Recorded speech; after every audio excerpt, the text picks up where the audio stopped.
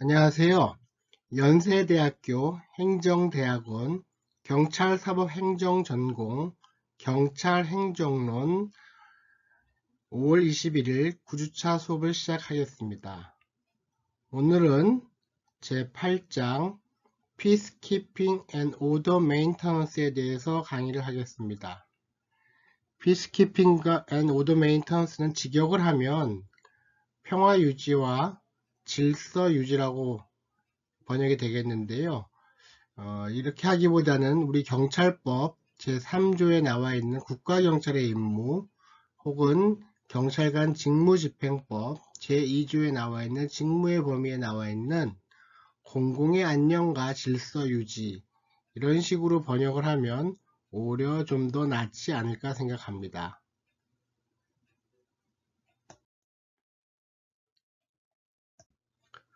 제8장 수업에 앞서서 지난 시간에 배운 제7장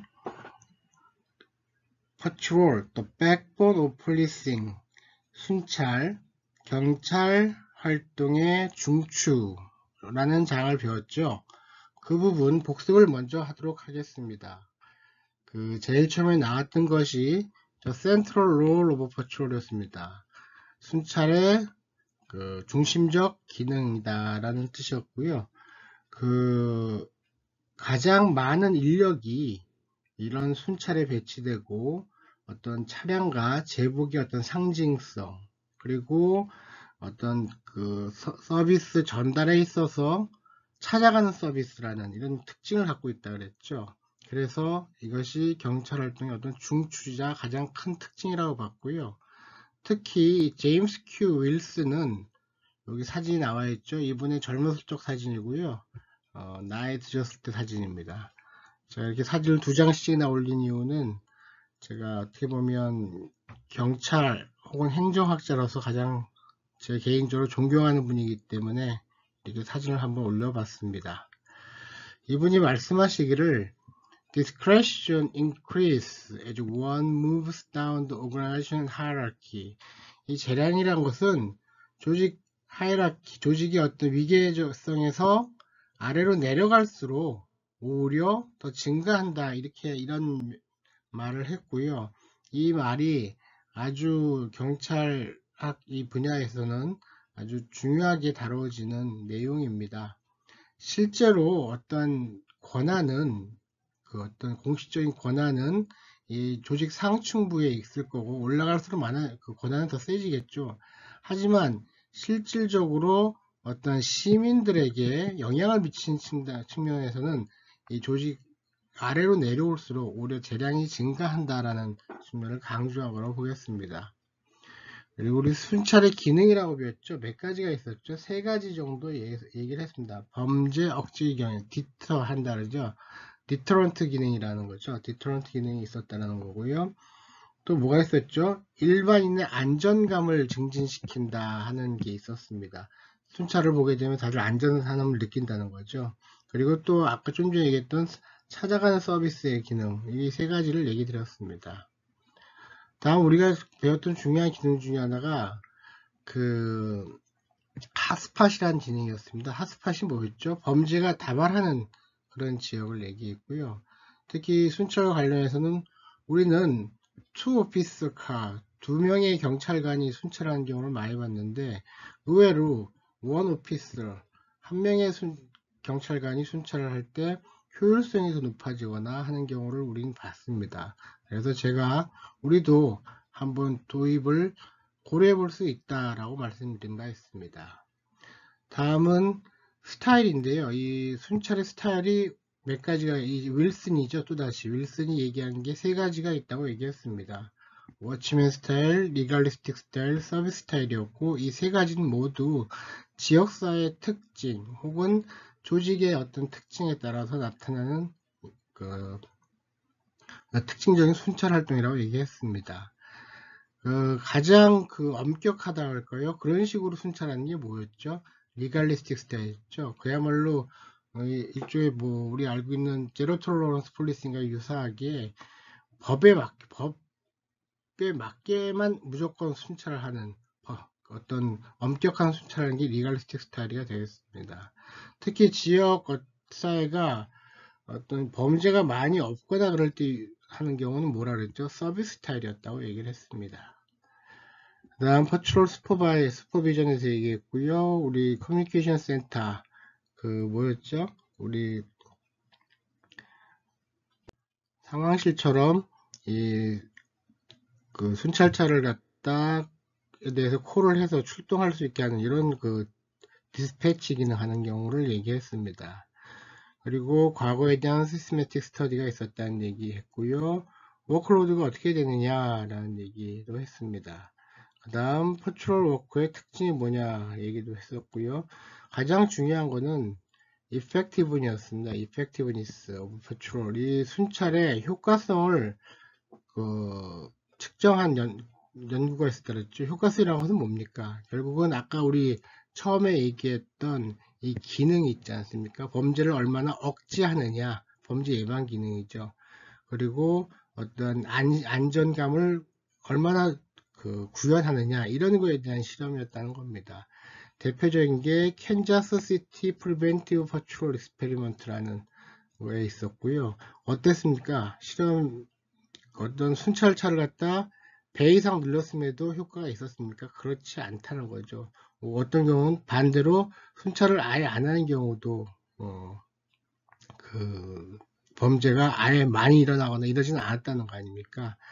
이 실험이 그 후 많은 함의를 주게 됐고요. 다만 이런 실험이 어떤 전체적인 지역에 대해서 넓게 이렇게 가는 거였는데, 만약 이게 좀 전에 얘기했던 핫스팟 중심으로 이렇게 순찰이 운영된다면 혹은 그 효과는 나타날 수 있다는 거고요. 실제 그런 와이스버드 같은 경우에 그런 순찰 실험에 대한 논문이 있기도 합니다. 두 번째, 우리가 뉴왁 푸드 퍼트롤 익스페리먼트라는 걸 또 배웠죠. 이건 뉴욕시에서 했던 도보 순찰 실험이었는데, 이건 어땠습니까? 이것 또한 어떤 범죄 억지력은 없었지만 그래도 다행히 이 실험에서는 일반 주민의 안전감이 증진하는 그런 건 있었다라는 중요한 실험이 되겠습니다. 그 외에 우리가 전통적인 퍼트롤을 갖다 개선할 수 있는 여러 가지 수단에 대해서 생각을 해봤고요. 특히 기억나십니까? 차별적 대응이라 그래서 어떤 긴급을 요하는 거라든지 혹은 좀 천천히 해도 되는 거, 이런 서로 차별해서 대응하는 거에서 배웠습니다. 그럼 퀴즈 몇 개를 좀 풀어보겠습니다. 첫 번째, the majority of police officers assigned, 대부분의 경찰관들이 배치된다. 어디였습니까?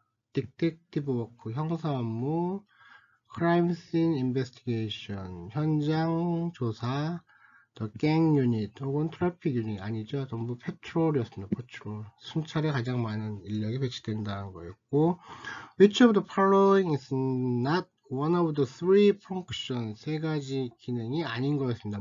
패트롤에 이미 우리 배웠죠. deter 있었고요. crime, 그리고 enhance a feeling of public safety, 안정감 증진하는 거 맞았고요. increase conviction, 유죄를 증가시킨다. 이건 아닙니다. 10번이 답이겠고요. 세 번째, make officers available for service, 서비스에 대해서 경찰관이 움직일 수 있게 한다라는 거 옳은 말이고요. 세 번째 문제, according to your text, 교과서에 의하면 a district, 어떤 특정 지역 that receive a disproportionate number of calls, 신고를 비례적이지 않게 받고 폴리스 서비스에 대해서 and has a very high crime rate, 매우 높은 범죄율이 있는 지역, 뭐였죠? 핫스팟이라 그랬죠. 예, 어렵지 않고요. 좀 전에 봤던 제임스 큐 윌슨은 identified, 세 가지를 갖다 제시했죠. Three distinct organizational style in policing, 경찰 활동에 있어서 조직적인 측면에서 세 가지 스타일을 제시했다는 거고, 특징적인 which one of the following is not one of the those style. 이거 세 개 중에 아닌 것이 어떤 거냐였죠. A는 아니죠. 커뮤니티 폴리싱 스타일은 아닙니다. 리갈리스틱 서비스 워치맨 스타일 세 가지였고요. 그 가장 질서 유지를 강조하는 게 뭐였죠, 여러분? 그 워치맨 스타일이죠. 워치맨 이게 우리 지금 배운 질서 유지를 가장 강조하는 스타일이 되겠습니다. 다음 캔자스 시티 프리벤티브 퍼트롤 익스페리먼트가 뭘 발견했느냐라는 거죠. Variation in the level of patrol. 순찰 수준의 어떤 변화가 had no significant impact on crime. 범죄에 아무런 영향이 없다. 맞았습니다. 이거 범죄 아무런 변화가 없었죠. 높고 낮음의 차이가 없이. 이런 똑같은 게 no impact on citizen feelings of safety. 시민들의 안정감에도 영향이 없었습니다. 그리고 variation in the level of patrol did not affect. 영향을 주지 못했다. attitude toward the police. 심지어는 경찰에 대한 어떤 태도에도 영향을 주지 못했다. 이 모든 게 다 맞습니다. 그래서 D번 all of these가 되겠고요. The screening of all incoming 911 calls and providing different response to them based on the nature of call is 뭐라고 부릅니까 이게? 어떤 차별적으로 대응한다는 거죠. differential response가 되겠습니다. 차별적 대응이라고 했죠. 예, 어렵지 않겠고요. 그럼 오늘 제 8장 Peacekeeping and Order Maintenance 직역하면 평화유지와 질서유지인데요. 이 장에 대해서 공부를 하겠습니다. 범죄까지는 아니지만 하지만 실제로는 우리나라에서는 범죄로 다른 경우도 적지 않습니다. 이런 문제들에 대해서 보겠고요. 그래서 경찰에 대한 신고를 할 때 일반인의 기대는 어떠냐라는 문제, 그리고 질서유지 가장 중요한 업무죠. 교통단속. 그 다음 이게 가정분쟁이라고 얘기를 했는데요. Policing Domestic Dispute를 제가 가정분쟁이라고 했고요. 그 뒤에 가정소란이라고 한 것은 Domestic Disturbance라고 했는데 좀 더 어떤 문제가 좀 심화된 경우를 얘기합니다. 우리는 보통 다 뭐라고 얘기합니까? 가정폭력이라고 얘기하죠.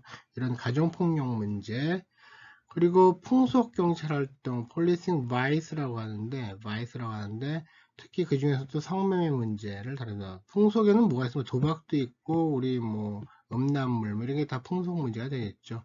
그 중에 성매매 문제를 다루겠고요. 다음 우리 노숙자 문제, 이것도 질서를 깨는 어떤 중요한 요인 중에 하나죠. 그 다음 정신병자 문제, mentally ill person에 대한 얘기 다루겠고요. 그리고 우리는 아직 그렇게까지 관심이 가는 분야는 아니지만 에이즈 환자에 대한 경찰활동 문제 다루겠고요. 그 다음 아주 중요한 문제죠. 청소년 경찰활동 문제를 다루겠습니다. 특히 청소년 문제 등은 뒤에서 우리 9장에서 다시 한번 다루게 될 겁니다. 자, 그럼 들어가 볼까요? 여러분, 교과서 237페이지입니다. 그 237페이지 보시게 되면 우리 그 시작이 나오는데요. 이렇게 시작합니다. 대부분의 경찰 업무는 범죄와의 싸움이라기보다는 평화유지 혹은 질서유지다라는 거고요.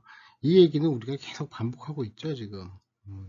그래서 사람들은 경찰에게 무한한 범위의 문제에 대해 도움을 요청하는데 어떤 분란이나 싸움, 가정분쟁, 혹은 자살, 부상 등 응급의료지원, 그리고 주치자 문제, 실종자, 청소년 가출자 등 취약계층 지원의 문제, 소음, 침입, 거동수상자 등 공공소란에 대한 문제 등 이런 것에서 어떤 경찰의 도움을 요청한다는 거고, 또한 정신병자, 청소년, 노숙자 등 특별한 인구, 스페셜 파퓰레이션이라고 불리는 계층에 대해서 이런 질서유지 업무가 진행된다는 겁니다.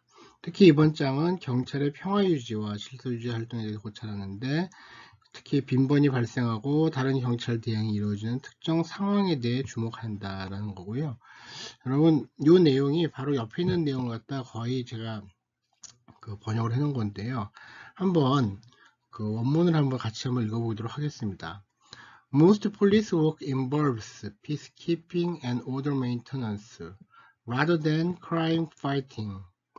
People call the police for an infinite range of problems, argument, fight, and domestic dispute, medical emergencies including death, suicide, and injuries, assistance for dependent persons including drunks, missing persons, and juvenile runaways, and public nuisance including noise, trespassing, and suspicious person.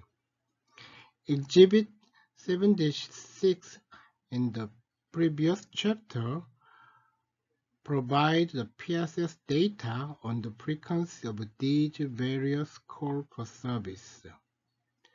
Many older maintenance situations involves what are referred to as special populations, the mentally ill, juveniles, and the homeless.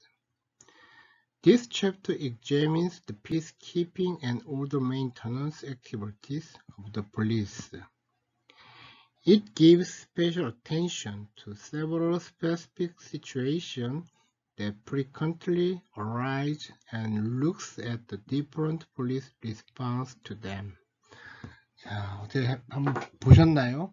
여러분 자주 책을 펼치셔서 이렇게 한번 소리내서 한번 읽어보시면 용어에 많이 익숙해지시고 또 어떤 여러분의 상상력을 키우는데 도움이 될 거라 생각합니다. 그 다음에 처음에 나온 게 경찰의 역할입니다. The Police Role이라는 거고요. 그 경찰관 스스로가 어떻다는 겁니까? 이런 질서 유지 업무에 대해서 이걸 garbage, 쓰레기나 social work, 사회사업, bullshit, 뭐 욕이 될 수도 있네요. 엉터리라고 간주한다는 거죠. 그러다 보니까 본인이 그 뭐라고 해야 되는가요? 그 실제 본인이 하는 업무하고 그 자기 자신이 또 중시한 업무 간에 어떤 게 차이가 난다는 거고요. 우리는 이걸 역할 갈등, 롤 컨플릭트라고 얘기합니다. 이 질서 유지 업무의 특징이 그 어떤 경찰관 스스로에게 어떤 역할 갈등을 불러일으킨다라는 거고요. 그럼에도 불구하고 이게 왜 중요하냐라는 얘기를 했는데, 스테판 메트로스키가 이렇게 얘기를 했어요. 뭐냐면 비범죄 신고, non crime call이라는 게 이 범죄 억지가 얼마나 중요하냐라는 걸 4가지 모델로 설명을 합니다. 그래서 첫 번째가 범죄 예방 모델입니다. Crime Prophylaxis 모델이라고 해갖고 이런 그 질서유지 업무를 통해서 잠재적 폭력 상황을 누그러뜨릴 수 있다라는 거고요. 두 번째는 경찰 지식 모델, Police Knowledge 모델이라고 해갖고 이런 그 질서유지 업무를 수행하면서 어떻게 됩니까? 경찰은 그 지역 사회를 잘 알게 되잖아요. 그래서 이 또한 범죄 해결에 대한 지식을 획득하는 중요한 원천이 된다라는 겁니다. 또한 세 번째는 사회사업 모델, 소셜 워크 모델이라고 잠재적 법 위반자를 어떻게 합니까? 법을 준수하는 사람을 막 바꿀 수 있다는 겁니다. 그런 세 번째 모델이 있고요.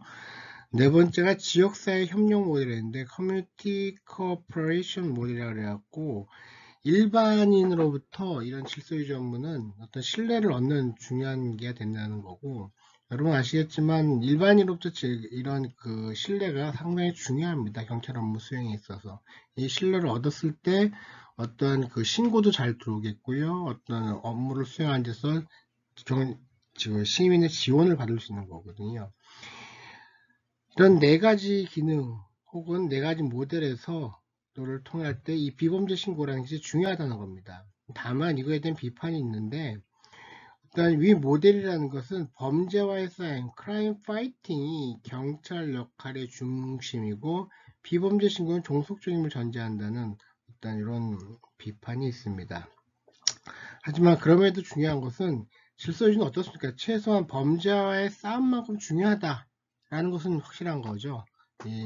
중요하고 더 중요한 것은 이 상황에서 경찰이 대응하지 않으면 안 된다는 거예요. 그건 누군가가 꼭 해야 될 일이라는 거 아니에요, 사회에서. 그럼에도 그렇기 때문에 이 일은 경찰에 있어 매우 중요한 사회에 누군가가 해야 될 일인데 그걸 바로 경찰이 한다는 거고 범죄 이상으로 이 문제가 중요하다라는 점, 우리 배우게 된 내용들이 그렇다는 얘기입니다. 자, 그리고 다음 넘어가겠습니다. 그 경찰에 대한 신고인데요. 일반인이 어떤 퍼블릭 익스펙테이션을 갖고 있는지에 대해서 보겠습니다. 특히 에곤 비트너가 경찰 업무를 이렇게 얘기했어요. 발생하지 말아야 하나 지금 누군가가 무언가를 하는 게 좋은 것. Something that ought not to be happening and about which someone had better do something now. 그런 거죠. 그 아주 심각한 상황은 아니지만 이걸 누군가는 해결을 해야 되는 그런 업무, 바로 이런 게 질서유지 업무라는 거, 이런 상당 부분을 표현한 것이 에곤 비트너의 얘기가 되겠습니다. 특히 아시겠지만 핸드폰, 우리 갖고 있는 휴대폰처럼 커뮤니케이션 테크놀로지가 발달되면 사람들 어떻게 합니까? 신고가 아주 격려되고 있는 상황이고요. 특히 이에 따라서 사람들은 그 습관적으로 이런 경찰을 부르는 것이 사회화되고 있다는 겁니다. 따라서 존 메이어 같은 경우에는 이런 시민들이 비범죄 상황에 대해서 경찰에 신고한 네 가지 어떤 기대가 있다고 봤는데요. 첫 번째가 사회적 경계의 유지, to maintain social boundary. 그 자기 경계 밖으로 자기 바운더리 안에 들어왔다는 거죠. 그래서 누군가를 경계 밖으로 내려 보낼 때 쓴다는 거고요. 불유쾌한 상황의 제거, to relieve unpleasant situation. 아주 직접적으로 본인에게 그 어떤 해를 끼치진 않지만 그 거슬린다는 거죠. 그래서 이웃의 소음이라든지 이웃의 싸움, 그럼 혹은 가족 문제가 될 수도 있다는 겁니다.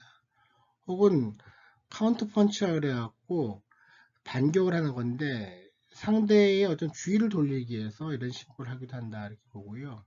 특히 또 많이 사용되는 응급 서비스의 획득이라는 겁니다. 그 이머전시 서비스인데 실종이라든지 의료적인 위기, 자살 시도, 혹은 심지어는 우리 차 문이 잠겼을 때 이렇게 신고를 해서 도움을 요청하기도 한다는 겁니다.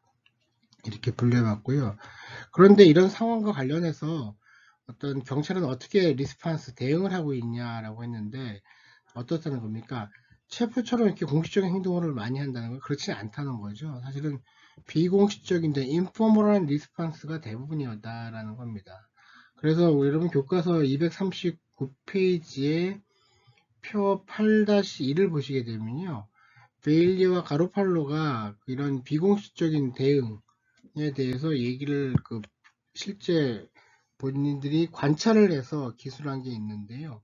20개의 기술이 있습니다. 택틱이 있는데 여기서는 그 경찰관을 스스로 물어본 거예요. 저 이런 갈등적 상황을 잘 다루는 경찰관이 누구냐 해서 그 사람들을 실험 대상 경찰관으로 이렇게 지정을 하고 일반적인 경찰관, 비교 대상 경찰관을 이렇게 뽑은 다음에 서로 비교를 해봤어요. 그랬지만 그 적극적인 경찰관들은 질문도 하고 조언, 정보 제공, 경고 등 이렇게 다양한 수단을 적극적으로 쓴다는 거예요. 반면에 이 일반적인 경찰관들은 그냥 보기만 한다거나 적어가는 정도의 어떤 소극적으로 이렇게 대응을 했다라는 연구가 있습니다.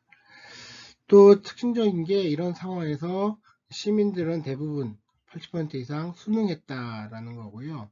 다만 중요한 것은 이 상황에 따라서 수능 정도가 달라진다는 겁니다. 당연히 하겠죠. 상황이 심각한다든지 경찰관이 권위적으로 접근한다든지 혹은 이 문제가 된 곳이 공적 공간에 사적 공간에 있을 때는 이런 시민의 어떤 준수율이 떨어지고 있다라는 특징도 있다는 겁니다. 여러분 참고로 연도별 우리나라 112 신고 엽수를 했는데요. 최근 18년에는 1870만 건 정도가 신고가 됐습니다. 가장 많았던 데가 언젠가요? 2016년 같습니다. 1950만 건 정도 되죠. 1956만 700건 정도 되는데요. 이런 경우 어땠습니까? 1900만, 2000만 건 정도 수준에서 우리 넘어가지는 않고 있습니다. 지금 2000만 건 내고요. 특히 최근에는 좀 떨어진 경향도 보이는데 아마 이거는 어떤 인구라는 측면에서 인구가 어떤 스테디하게 가고 있다는 측면 혹은 어떤 사회적으로 우리 사회가 좀 안정되고 있는 게 아니냐 이렇게 하고 있어서 우리 범죄율도 연 200만 건을 넘기지 않고 있습니다. 뭐 지금 상황이 지금 그래서 이런 상황을 반영한 게 연도별 129 접수 건수가 아닌가 보입니다. 그럼 질서유지 업무의 가장 중요한 그 측면인 트래픽 인포스먼트, 교통 단속에 대해서 먼저 보겠습니다. 미국의 경우 16세 이상의 어떤 10%에 해당하는 2,300만 명이 교통 문제로 매년 경찰과 접촉한다고 합니다. 그중 절반이 과속 문제라는 거고요. 교통 단속을 일반적으로 시민들이 사실은 뭐 이렇게 즐거워하지는 않죠. 그러다 보니까 교통 단속 업무가 경찰관들에게도 불유쾌한 업무, distasteful work로 간주되고 있다는 건 뭐 우리나 한국, 미국이나 똑같은 것 같습니다. 그러나 그럼에도 불구하고 85%의 사람들은 정당한 이유로 자기 자신들이 어떤 정지가 되고 있다라고 믿고 있고요. 또한 교통단속의 특징은 위험한 업무라는 특징이 있습니다. 미국 통계에 의하면 1988년 이후 경찰 사망의 13%가 일상적인 교통 정지 중 발생하고 있다는 거고요. 경찰관의 폭력도 9.4%가 교통 정지 중에 발생한다는 겁니다. 우리 같은 경우에는 제가 이 통계를 정확히 구할 수는 없었는데 우리 그 경찰 통계연부에 보면요, 그 순직 현황이 나오거든요. 거기 교통사고가 예를 들면 2018년 같은 경우에 순직이 8분이 있었는데 그 중에 한 분이 교통사고였고요. 그 순직이 가장 많았던 해가 아마 2013년도일 텐데 그때 21명 이렇게 통계가 잡히는데 이때 교통사고가 한 6명 정도, 그러니까 순직 중에 대략 이때 한 40, 30% 정도가 교통사고가 원인이었다는 거고요. 공상 같은 경우, 부상을 입은 경우에는 우리가 매년 많게는 한 2,000건 정도 혹은 1,500건, 1,500건에서 2,000건 정도 공상이 발생하는데요. 이 중 범인 피습에 따른 게 보통 한 4분의 1 정도 됩니다. 500건 정도 되고요. 그 외에 우리 교통사고에 의한 경우에는 한 3, 400건, 300건 후반 내지 많을 때는 한 500건 이상 되는 경우도 있습니다. 그리고 안전사고가 오히려 많습니다. 안전사고에 따른 경우가 적을 때는 700건, 많을 때는 한 900건 이상 되는 거 있습니다.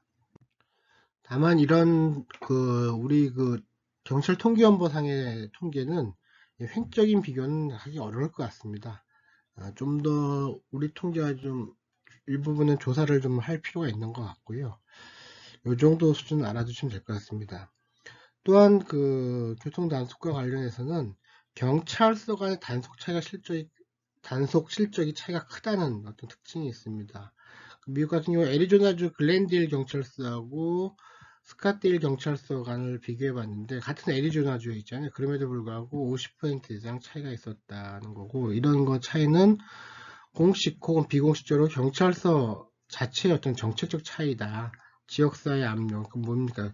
교통단속 좀 더 강화해라. 뭐 이런 지역사회 압력, 혹은 수뇌부에서 결정한 내용, 혹은 쿼터가 있는지 없는지 이런 거에 따라 차이가 있다는 거고요. 아마 우리도 자치경찰제가 시행되게 되면 이런 차이는 더 커질 겁니다. 물론 지금도 교통 요지에 있는 경찰서는 어떻겠습니까? 당연히 이런 단속 실적이 크겠죠. 반면에 아주 뭐 차가 잘 별로 안 다니는 지역은 아닐 겁니다. 하지만 이런 상황은 향후 우리가 자치경찰이 되게 되면 더 큰 베리에이션이 올 가능성이 많을 겁니다. 한편 오하이오 데이튼 경찰서 실험을 해봤는데요. 이 크랙다운이라고 합니다, 여러분. 일제 단속을 우리가 크랙다운이라고 합니다. 그래서 이 특정 지역에 대해서 크랙다운을 한 거야. 아주 집중적으로 단속을 한 거죠. 그리고 나서 비교를 해본 거야. 이 크랙다운을 하지 않은 지역하고 비교해 봤는데, 이 크랙다운 하면 당연히 범죄 같은 게 억제되고 그래야 되잖아요. 그럼에도 불구하고 범죄라든지 체포, 교통사고 등에서 차이가 없었다는 거예요. 자, 이거 참 단속 노력하고 범죄 간의 관계가 없는 거 아니냐라는, 일단 기본적으로 이런 억지 효과가 없다라는 측면으로 우리가 생각해 볼 수 있는 거고요. 혹은 단속을 크랙다운 했대지만 그 수준이 너무 낮았던 게 아니냐라는 이런 평가, 혹은 표본 자체, 평가에서의 표본 자체가 좀 과소된 거 아니냐라는 이런 평가가 있습니다. 전반적으로. 여튼 전반적으로 이 크랙다운에 대해서는요, 어떤 뭐랄까요, 이 경찰학자나 범죄학자들은 긍정적인 생각을 갖고 있지 않습니다. 왜냐하면 이 크랙다운의 효과는 매우 일시적일 수밖에 없다는 거예요. 하고는 아예 없거나 크랙다운보다는 지속적인 단속, 지속적인 어떤 법 집행이 더 중요하다 이렇게 본다는 거고요. 교통단속도 예가 아니라는 겁니다. 다음 음주운전에 대한 일제 단속. 이것도 크랙다운이죠. 음주운전에 집중한 건데요. 여러분 아시다시피 미국 같은 경우 1980년대 음주운전 규제가 강화됩니다. 그래서 음주를 할 수 있는 자체 연령이 21살로 상향이 되게 됩니다. 우리 같은 경우 어떻습니까? 우리도 기억나시죠? 그랬는데 저처럼 나이 드신 분들은 80년대 한 중반까지만 해도 제 기억에 음주운전에 대한 단속 거의 없었습니다. 사실은. 그러던 것이 올림픽 전후로 이렇게 좀 상황이 바뀌게 되죠. 좀. 그래서 랜덤 스탑이라든지 로드 블락 이런 것이 이제 진행되게 됐고요. 문제는 이런 일제 단속이 음주운전을 줄이고 있느냐라는 거였습니다. 그래서 이걸 분석을 해봤더니만 영국하고 스칸디나비아 국가에서 이 분석을 해봤는데 단기 효과는 좀 있더라라는 거예요. 근데 이게 특히 단기 효과는 어떤 퍼블리시티 효과라는 거죠. 야, 이게 음주운전 단속한데 뭐 이렇게 알려진다는 거죠. 그러면서 좀 안 한다는 거죠. 근데 그것이 끝나고 나면 바로 회귀를 한다는 거예요. 다시 한번. 그런 얘기가 되겠고요. 문제는 이런 음주운전으로 체포될 실제 확률, actual risk of arrest라고 하는데 확률이 좀 낮다는 거 아닙니까? 왜냐하면 전체 운전자 중에서 음주운전자가 사실 위험하긴 하지만 그 비율이 매우 적다는 거예요. 저녁 시간대에 해봐야 5% 정도라는 거고요. 단속경관 숫자가 일단 작습니다. 아무리 많은 넓은 지역을 단속경관이 많이 투입된다 해도 커버할 수는 없는 거죠. 그리고 음주 운전임에도 정상적인 운전을 하는 경우가 있다는 겁니다. 이건 우리하고 좀 다른 경우인데 일단 크랙다운을 한다 그래도 외관을 보고서 단속을 하는 겁니다. 우리처럼 맞고서 하는 경우보다는. 그렇기 때문에 이런 경우는 잡히지 않을 수도 있다는 거고요. 그 다음에 일제 단속을 한다지만 이게 지속적으로 가기가 어렵다는 거. 왜냐하면 이 자체에 대해서 인력과 시간이 많이 소요된다는 겁니다. 반면에 우리는 좀 이따 보겠지만 음주 단속의 효과가 좀 꽤 있습니다. 지금 우리는 꽤 있고요. 이걸 좀 먼저 마치겠습니다. 그리고 1920년에 미국 같은 경우에는 Rate of Alcohol Related Traffic Fatality라는 것은 사망률이죠. 사망률이 감소되고 있습니다. 이거는 이런 크랙다운의 영향일 거다 효과라고 보기보다는 보통 이쪽에서는 차 자체가 안정성이 강화됐다는 거, 그리고 도로가 많이 개선됐다는 거, 인프라가 좋아졌다는 거죠. 그리고 안전벨트, 이 부분이 아주 중요합니다. 사실은 안전벨트가 많은 역할을 했다는 거예요. 그리고 거기에 더불어서 에어백이 많이 보급된다는 거죠. 그리고 심지어는 음주 연령 자체도 상향됐다는 것. 이런 것들에 의해서 어떤 사망률이 감소됐다는 거고요. 일제 단속은 아마 이런 요인들 중에 그냥 하나일 뿐이다. 이렇게 얘기가 되는 겁니다. 여러분 주요 교통지표 추이가 나와 있는데요. 이건 우리나라입니다. 여러분 아시겠지만 교통사고 사망자 수가 82년만 해도 어떻습니까? 한 해 6천 명이 넘었고요. 92년에 자동차 수가 많아지면서 90년대에는 한 해 사망자가 11,640건, 만 건이 넘었습니다. 이러던 것이 현재는 어떻습니까? 18년도 보면 3,700건 정도 있고요. 최근 우리 지금 3,000건 이내로 이걸 가져가려고 매우 애를 쓰고 있죠. 사실 교통사고 사망자는 정말 획기적이라고 볼 수 있습니다. 아마 우리 경찰에 있어서 가장 획기적인 성과라고 얘기할 수 있을 겁니다. 물론 거기엔 좀 전에 봤듯이 경찰만의 노력은 있는 건 아니고 여러 가지 홍보라든지 인프라의 개선이 있었고요. 특히 교통회계, 특별회계가 있었죠. 우리 그럼으로써 많은 투자가 있었다는 거가 중요하겠습니다. 다음 연도별 교통사고 현황, 좀 전에 본 거였죠. 그 사고 자체는 어떻습니까, 여러분? 큰 차이가 없습니다. 09년도에 230만 건 정도였고요. 18년 최근에 217만 건 줄었죠. 근데 이 줄었지만 이것이 어떻게 보니까 자동차 대수로 따지게 되면 엄청 많이 준 거죠, 사실은. 예를 들면 우리 그 82년에 그 자동차 대수가 100대라고 한다면 그 92년에는 800대가 된 거고요. 지금 얘기하는 19년, 09년 정도 가게 되면 이때쯤 되게 되면 자동차 대수가 2000대가 넘게 됩니다. 이 지표 비교적으로 얘기했을 때 그러던 것이 18년이면 3500대가 되는 거예요. 그만큼 어떻게 된다는 겁니까? 자동차 대수가 매우 가파르게 증가한다는 거죠. 그럼에도 불구하고 이 사건 건수, 교통사고 건수는 그렇게 많이 안 증가했다라는 게 되겠습니다. 특히 사망자 건수는 오히려 줄고 있다라는 거, 아주 고무적인 현상이라고 볼 수 있겠습니다. 특히 그 음주 교통사고 현황인데요. 음주 교통사고 현황 같은 경우에 그 09년에 2,800건 정도가 있던 것이 지금은 19,000건 정도로 줄었고요. 사망자도 당연히 이 당시 898명 정도였던 것이 지금 346명으로 많이 줄었습니다. 아마 아까 좀 전에 얘기했던 그런 요인들이 모두 복합적으로 작용했던 거라고 얘기가 되겠습니다. 그리고 우리 교통법규 위반 단속 및 보통 처리 현황인데요. 대략 1,500만 건 내외라고 보시면 되겠습니다. 이 자체가 어떻게 보면 차량이 늘어나기 때문에 이것도 많이 증가해야 될 거로 보이지만 그렇게 많이 안 증가하는 건 어떻습니까? 우리 뭐 내비게이션의 그 기능 같은 거 많이 있지 않습니까? 그런 거에 의해서 실제로는 그렇게 그 비례적으로 증가하지는 않고 있다라는 얘기가 되겠습니다. 자, 지금부터는 가정 분쟁에 대한 경찰 활동을 보겠습니다. Domestic Dispute라고 했죠.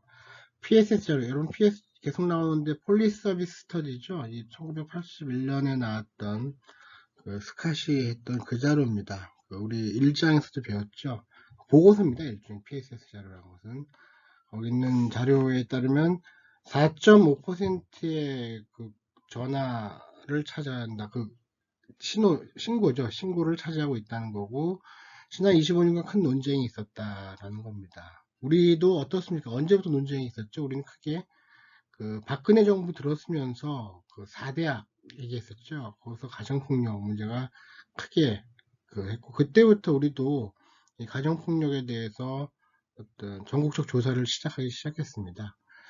대략 그 2014년부터 이런 조사가 시작됐다고 보시면 되겠습니다. 그리고 지금까지도 이루어지고 있습니다.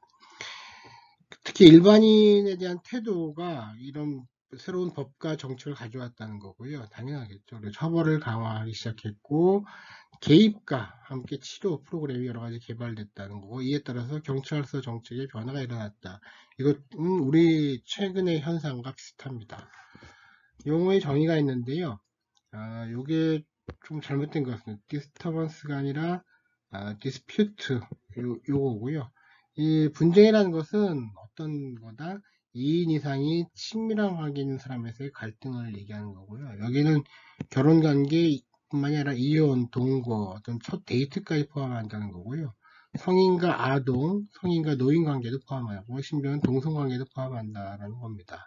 그리고 이러한 그 디스퓨트의 33% 정도가 폭력으로 간다는 거다. 모두 폭력은 아니라는 거죠. 뭐 정서적 폭력도 있고 그렇습니다. 그렇기 때문에 실질적인 폭력은 33% 정도라는 거고요. 이 가정폭력이 얼마나 발생하는지가 궁금하겠죠. 하지만 이거는 어떤 공식 통계로 잡기 쉽지 않습니다. 그래서 별도로 조사를 하는데요. 미국 같은 경우 2010년에 한 NCBS가 뭐라 그랬죠? National Crime Victimization Survey, 범죄 피해자 조사라는 거죠. 우리도 지금 하고 있다고 했습니다. 근데 거기서는 이걸 다루고 있지는 않았어요. 가정폭력을. 다루지 않았고, 통계청에서 했었고, 최근에는 여성가족부에서 이 조사를 하고 있습니다. 그래서 친밀한 파트너, 배우자, 전 배우자, 남친, 여친에 의한 폭력이 50만 건 정도 발생한 걸로 조사가 됐다라는 거고요.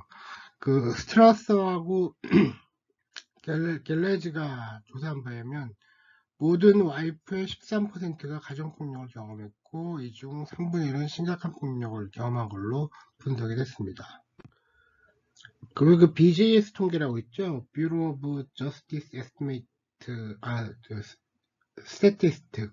그래서 사법통계국이라고 있지 않습니까? 미국의 그 법무부에 있습니다. 사법통계국의 통계에 따르면 여성 폭력 중에 22%가 친밀한 파트너에 발생하고, 특히 93년간 2016 기간 동안 50%가 감소했다, 이렇게 통계가 잡히고 있습니다. 왜냐하면 강력한 정책의 영향입니다. 110만에서 50만 정도로, 이건 여성 1,000명당 9.8명에서 3.1명으로 감소했다는 거고, 우리 같은 경우에 최근에 몇 달 안 됐습니다. 최근에 조사된 게 있는데요. 작년에 조사한 걸 올해 발표를 했는데, 그에 따르면 그 여성의 폭력 경험률이 10.3%가 나왔습니다. 10.3%가 나왔고요. 그리고 남성이 폭력을 당한다, 가정폭력을 당한다, 그거는 6.2%가 나왔습니다.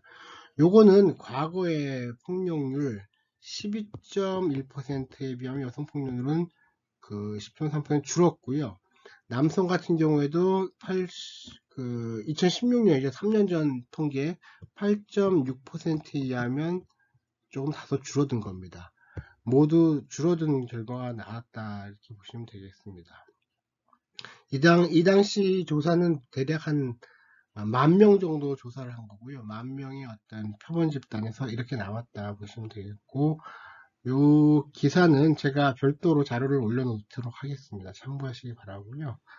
그 다음 경찰에 대한 신고예요. 이제 그렇게 되면, 그럼 아시다시피 가정폭력 경찰 신고는 피해자의 지혜에 따라 다양합니다. 그 오마하 경찰서 통계에 의하면 중상류층 지역 전화는 7.4%에 불과했고, 저소득층과 백인이 아닌 경우에 신고율이 높았다는 겁니다. 왜냐하면 여러분, 중산층 같은 경우에는 프라이빗 소스가 많다는 거예요. 사적 자원이 뭐 친구라든지 가족, 심지어는 종교, 그리고 여러 사회사업가가 의존돼 있다는 거고, 특히 이 사람들은 평판을 의식해서 신고를 하지를 않는다는 거예요. 이 중산층 여성들은. 반면에 그 저소득층 같은 경우에는 경제적 독립성도 약하다 보니, 아닙니다. 이건 잘못 얘기했습니다. 특히 이 중산층 같은 경우에는 경제적 독립성이 오히려 약하다는 겁니다. 오히려 저소득 같은 경우에는 맞벌이를 해야 되잖아요. 그래서 경제적 독립성이 강해서 신고를 하는데, 이 중산층 같은 경우에는 본인의 경제적 독립성이 약하다 보니 오히려 신고를 안 하더라 하는 얘기가 되겠습니다. 특히 NCBS, 아까 얘기했던 이 NCBS입니다. 자료에 열 때 28%의 피해자만이 경찰에 신고를 하고 있는데, 그 이유는 개인적인 일이다, 혹은 좀 하찮은 문제지 않느냐라는 거고, 이유가 경찰 업무에서도 중요하지 다루지 않기 때문이다, 혹은 중요한 게 보복의 두려움, 그리고 스스로 피해자임에도 불구하고 가해자를 보호하려는 태도, 이런 이유로 신고를 하지 않았다는 거고요. 특히 이 가정 분쟁과 관련된 특징에 관련해서는 어떤 특정 가정에 집중된다는 겁니다. 콜을 분석해보면 동일주소 리피트 콜이 65%나 됐다는 거고요. 특징이 또한 피의자가 전과가 있었다라는 특징이 있다는 겁니다. 그 다음 가정소란에 대한 경찰 대응인데요. 이 부분은 경찰의 재량이 많다는 특징이 있습니다. 예를 들면 체포를 할지, 중재만 할지, 분리만 시킬지, 아니면 사회 서비스 기간에 이첩할지, 아니면 아예 대응을 안 할지 하는 게 아주 큰 폭의 재량권이 있다는 거예요. 연구에 따라서 좀 다르지만 체포율은 40에서 10%로 이렇게 다양하게 나온다라는 겁니다. 어디 대상으로 연구를 했냐에 따라서 도시적이냐, 비도시냐, 혹은 시기가 언제냐에 따라서 다양하다는 거고요. 특히 중재는 공감적 혹은 비공감적 모두 된다라는 거고요. 그 중재가 공감정이라는 것은 그 피해자한테 공감을 한다는 거고요. 비공감정이라는 것은 그 어떤 어그레시브하게 좀 중재를 한다는 거예요. 이 메디에이션이 꼭 그 공감적으로만 가지는 않는다라는 겁니다. 그리고 어떤 이런 소란, 가정 소란이 일어났을 때 분리에 대해서 대부분 수용해야 하였다는 특징이 있고요. 특히 87%의 피해자는 경찰 개입이 문제 해결에 도움이 되었다고 긍정적으로 대답하고 있다는 측면입니다. 한편 그 사회 서비스 기관에 대한 입첩은 한 약 5%로 나타났고요. 그 대응하지 않는 경우도 20% 정도로 잡히고 있다라는 얘기가 되겠습니다. 체포 결정에 대한 이 가정 소란에 출동했을 때 문제인데요. 경찰이 체포를 하지 않는 이유가 있는데 이걸 사적 문제로 간주한다거나 경험상으로 기소되지 않기 때문에 굳이 해봐야 할 필요 없다는 생각, 그리고 피해자가 요구 여부 혹은 체포 업무에 대한 시간이 많이 소요된다는 거죠. 그 페이퍼워크라는 게. 그 다음 살인이나 강도 등과 비교해 성과평가 낮은 이유, 이런 거에 의해서 체포 요인이 결정되는데 낮다라는 겁니다. 때문에, 이런 문제 때문에. 그 다음, 그런데 이렇게 과거에는 이런 식으로 사적 문제로 간주된다든지 성과평가가 낮아서 체포가 잘 안 됐지만 어떤 정책혁명, 레볼루션이 일어났다는 거죠. 그래서 mandatory arrest가 일어났습니다. mandatory arrest는 뭡니까? 의무적인 체포입니다. 어떤 상황이 요건만 되면 바로 체포를 해야 되는 그런 체포혁명, 정책혁명이 일어났는데, 이거는 그 브루노와 코드라는 1978년 사건, 그리고 스캇과 하트 그 사건 1979년, 이 두 가지 소송이 계기가 됐다는 거예요. 그래서 이 당시 뉴욕시하고 오클랜드 경찰서는 중폭력, 심각한 폭력이라는 거죠. 중폭력에 대한 의무 체포를 문서화한 정책을 도입하는데 법원과 혹은 이 피해자와 합의를 봤다라는 겁니다. 그래서 경찰 재량, 이 가정폭력 문제는 경찰 재량 통제 첫 시도가 이때부터 일어났다는 얘기가 되겠고요. 특히 그 가정폭력이 체포에 어떤 영향을 미치느냐라는 문제, 가정폭력에 대한 체포가 어떤 영향을 미치냐에 대한 그 실험이 있었는데요. 그 미니애폴리스 가정폭력 실험 아주 유명한 겁니다. 미니애폴리스 가정폭력 실험은 1981년, 82년 사이에 있었고요. 경한 가정폭력 사건에 대해서 체포, 중재, 분리의 조치를 랜덤하게 배분하고 나서 6개월 후에 그 재발된 걸 측정한 거예요. 어떤 사건이 가정폭력을 체포하기도 하고 중재하기도 분리하게 됐는데 이걸 6개월 후에 보게 된 거죠. 그래서 재체포가 10% 정도 나타났고요. 중재 후 체포한 경우엔 19%, 분리를 했을 때 체포율은 24%가 나타나는 거예요. 6개월에. 이 의미는 뭡니까?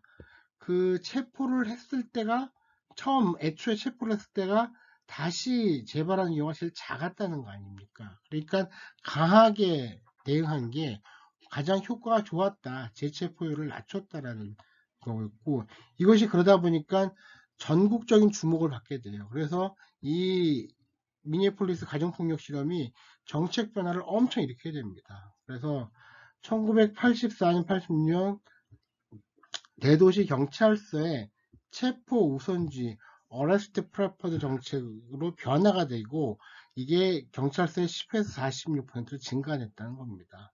오늘날은 어떻습니까? 99%, 거의 100%에 이른 경찰관들이 이러한 문서를 갖게 됐고요. 46%의 경찰서는 특별부서, 가정폭력을 전담하는 특별부서까지 설치됐다는 겁니다.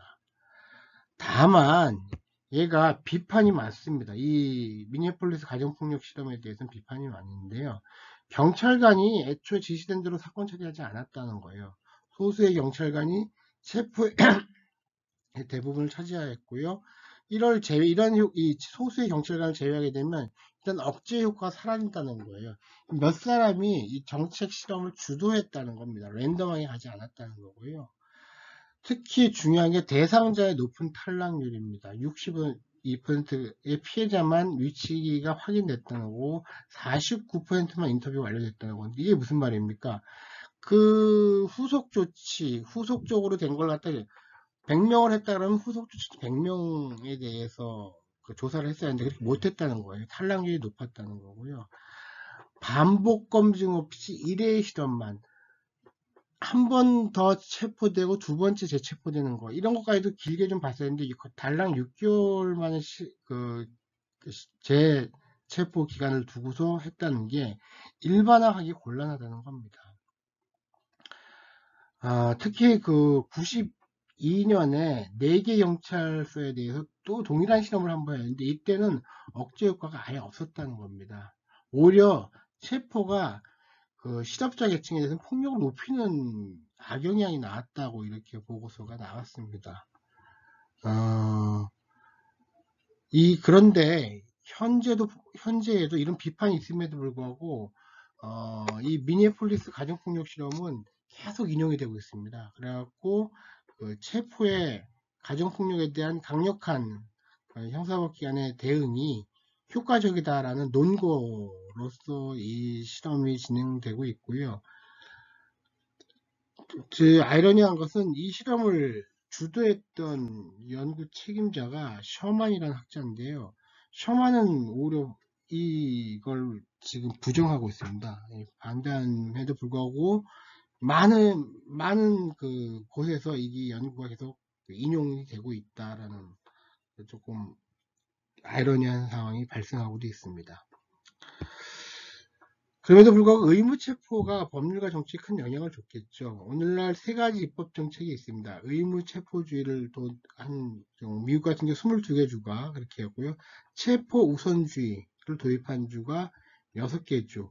그러니까 의무체포는 아니지만 체포를 우선시한다는 거죠. 그리고 재량체포주의는 11개 주가 되겠습니다.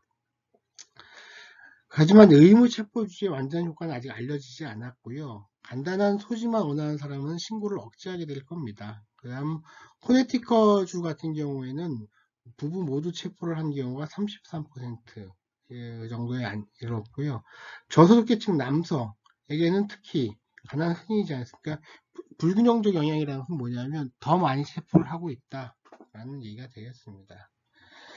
그 외에 이제 기타 법률과 그 관련을 보게 되면 경찰관에게 특별한 훈련을 제공하거나 하고 있으나 만족도 차이가 없다는 거예요. 이게 무슨 말이냐면요. 그 체포 어떤 훈련이라든지 어떤 중재 훈련 이런 걸 재개 훈련을 하게 되면 이 사람들은 다른 사람 훈련을 받지 않은 사람보다 더 잘해야 될 거 아니에요. 근데 그런 차이가 나타나지 않다라는 거고요. 최초 야기자, 프라이머리 어그레서에 대한 체포라든지 서면 체포, 서면화된 정책 개발이 이루어진 거, 그리고 보호명령 위반자도 체포하는 이런 정책이 어떤 확대에 기여하고 있다라는 게 되겠습니다. 가정폭력 정책의 미래는 어떻습니까? 이 의무체포주의는 매우 인기 있는 정책입니다. 특히 여성계로부터 많이 지지를 받고 있죠. 하지만 그 영향에 대해서는 충분히 우리가 현재 알지 못합니다. 지금 현재 나와 있는 정책도 효과성에 대해서 의문이 들고 있다는 거고요. 심지어 아까도 얘기했지만 이 로렌스 셔먼은 이 미니애폴리스 실험을 주도했던 사람인데요. 이 사람은 더 이상 의무 체포주의를 지지하지 않고 있다는 아이러니한 현상이 나오고 있습니다. 그럼에도 불구하고 우리 같은 경우에 그 박근혜 정부 이후에 의무 체포주의까지는 안 갔지만 이 문제를 범죄 문제로 본격적으로 다루기 시작했습니다. 지금 여기에 나온 내용은 경찰 백서에 나온 얘기인데요. 가정폭력이 더 이상 집안 문제가 아닌 범죄라는 인식이 보편화되면서 경찰의 가정폭력 사건 대응도 적극 형태로 발전했다라는 얘기가 됩니다. 특히 2014년 이후 가정폭력 범죄 사법 처리는 전반적으로 증가하고 있다는 겁니다. 이 사법 처리는 경찰 주도적입니다. 특히 그 당시 행정부 주도 내지는 대통령 공약 사항이기 때문에 더욱더 이 체포가 강력히 들어갔다는 사법 처리 자체가 강력히 들어갔다는 얘기가 되겠습니다. 그래서 검거 건수가 그 11년에는 가정폭력 같은 게 800건 정도였던 것이 13년에 16,000건으로 엄청 늘게 됩니다. 구속 건수 같은 경우에 11년에 51명밖에 안 됐던 것이 13년에 260명으로 늘어나게 되고요. 가정보호사건 송치 인원은 더더욱 많이 늘어나게 되겠죠. 여러분, 이런 거는 어떻게 보면 범죄 그 자체가 늘었다기보다는요, 기존 경찰의 대응 자체가 많이 바뀜으로써 이렇게 구속 건수라든지 검거 건수가 늘어났다, 이렇게 이해하시는 게 맞을 겁니다. 반면에 가정폭력 재범률은 어떻습니까? 11년에 32.9%였던 것이 18년에 9.2%로 정도로 줄었던 거고요. 심지어 16년에는 3.8% 수준까지 내려갑니다. 16년에는. 한참 이때가 어땠습니까? 16년 통계는 박근혜 정부 때죠. 정책 효과가 많이 드러나는 경우입니다. 그러던 것이 다시 조금 올라가는 형태가 되겠고요. 이것은 재범률이 나타난 거지 실제 가정폭력이 올라갔다, 이렇게 보기는 어렵습니다. 좀 전에 아까 제가 설명했던 통계청과 여가부 통계에 의하면 오히려 가정폭력은 이러한 정책 덕분에 오히려 좀 줄어들고 있는 전반적으로 현상이라고 보면 되겠습니다. 경찰 같은 경우 그래서 가정폭력 범죄 단계별 대응 모델을 만들고 있습니다. 여기 초동 대응은 어떻게 해야 된다, 수사는 어떻게 해야 된다, 사후 관리는 어떻게 해야 된다, 이런 단계별 매뉴얼을 만들어서 진행하고 있다는 정도 아시면 되겠고요. 오늘 배우고 있는 가정폭력이라든지 여러 세부적인 정책들은요, 저희가 2학기에 치안정책론에 들어가게 되면 개별적으로 배우게 됩니다. 지금은 경찰 행정론이라서 이 정도 선에서만 하고 넘어가도록 하겠습니다. 다음은 풍속경찰활동에 대해서 말씀드리겠습니다. 풍속경찰활동은 성매매나 음란물, 술, 기타 성 관련 산업의 등의 어떤 공공도덕성과 관련된 활동을 규제하는 법 집행이 되겠습니다. 풍속경찰활동의 가장 큰 특징은 피해자 없는 범죄, victimless crime이라는 특징이 가장 범죄학적으로 중요합니다. 이런 성매매, 음란물, 술, 뭐 이런 거에 대한 공급자가 있지 않습니까? 이 공급자와 수요자가 있는데, 이 양자 간에 어떻습니까? 어떤 의사의 합치에 의해서 일어난다는 거죠. 우리 일반적인 범죄는 어떻습니까? 이 가해자와 피해자가 피해자한테 일방적인 관계지 않습니까? 피해자의 의사의 합치가 없잖아요. 근데 이런 성매매, 음란물, 이런 또 이게 대표적인 도박이나 마약 범죄 이런 게 있죠. 이런 것들은 대부분 다 공급자와 수요자 간의 의사의 합치에 일어나기 때문에 실질적으로는 이 피해자 없는 범죄라는 겁니다. 물론 이건 사회적으로 따지면 피해자 없는 범죄는 아닙니다. 사회적으로는 많은 노동력의 상실이라든지 중독 문제 등 여러 가지 문제가 발생하게 돼 있죠. 분명히 피해가 있습니다. 하지만 피해자는 없는 범죄라는 특징이 있다는 거고요. 때문에 이 풍속경찰활동은 경찰 주도로 수사가 이루어집니다. 어떤 이런 수요자가 신고를 하는 경우가 적다는 거죠. 이렇게 우리 피해를 보는 경우에는 신고를 하지 않습니까?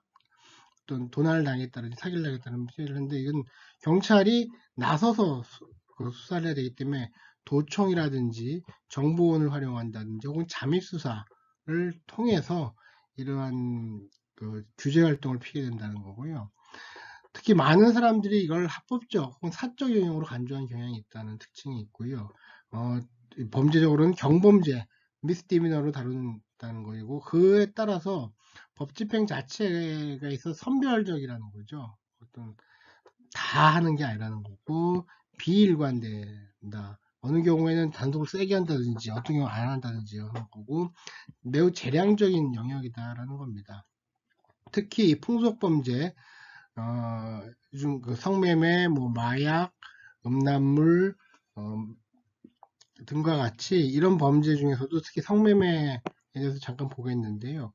미국 같은 경우에는 약 25만 명의 어떤 성매매 종사자가 있다라는 거고, 일단 150만 명의 고객이 한 주당 서비스를 받고 있다, 이렇게 보고가 되고 있습니다. 또한 남성의 한 2 내지 3%가 3 내지 5년 동안 최소 1회 성매매를 경험하고 있다라는 거고, 총 수입은 대략 72억에서 90억 달러. 이거 좀 잘못됐는데요. 100조 원이 아니라 10조 원입니다. 10조 원 정도의 규모다라는 건데, 이건 좀 오래된 통계고요. 최근 우리나라는 어떤 정도인가? 우리나라는 그 2005년이던가요? 그때 저희 연구원에서 추정한 바에 는 30조 원 규모, 엄청난 규모죠. 하지만 최근 조사된 그 연구에 의하면 우리나라가 세계적으로 한 6위 정도 된다고 합니다. 6위 정도. 그리고 그 대략 규모가 13조 정도 된다 이렇게 보고가 되고 있고요. 우리보다 앞서는 나라는 어떤 나라일까요? 중국, 스페인, 일본, 독일, 미국 이런 나라들이 우리보다는 좀 이 규모가 크다 이렇게 얘기가 됩니다. 여기 현재 나온 10조 원은 좀 그 수치상으로 좀 오래된 데이터이기 때문에 좀 그런 겁니다.